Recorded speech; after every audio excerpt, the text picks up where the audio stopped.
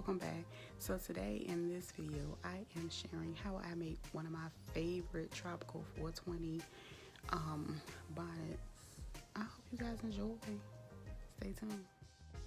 Okay, I start with a square of fabric. I believe this one is probably like 22 by 22.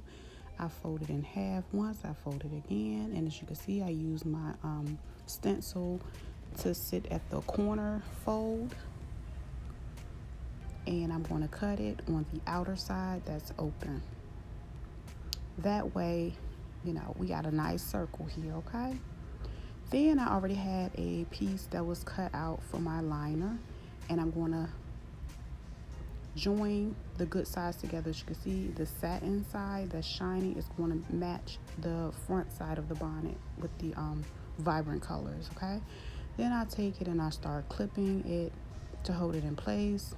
I probably will turn it upside down because my satin piece is a little bigger, which is fine. We can work around it. We just trim it a little bit later on, okay?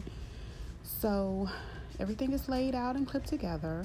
And what I'm going to do, I'm going to take it to my machine and I'm going to leave about 1.5 inches, and I'm going to take a straight stitch and go all the way around about 1/4. Make sure you back stitch first and you stitch it and you go all the way around and you leave that opening, okay? That's going to be very important. See, there we go. We got our little opening there. All right, so I take it and I snip it around the sides, and if you know, trim whatever excess. Then I'm going to turn it inside out. And as you can see, everything is it is what it is. So I take my clips and I lay down the edges of it, but if you like, you can press it at this point to make it a little bit cleaner. But sometimes I'm kind of pressed for time and I really don't have time to iron it, so I pull it out to flatten everything out, as you can see.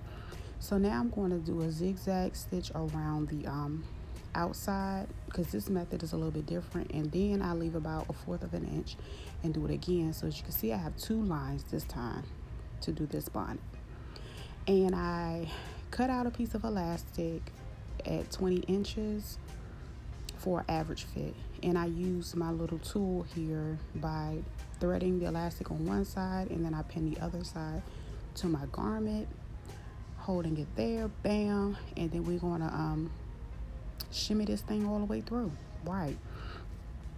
And so once you take the time and put that all the way through, it's a little bit of time and finagling, but this is much easier on your fingers than using 2 safety pins, okay?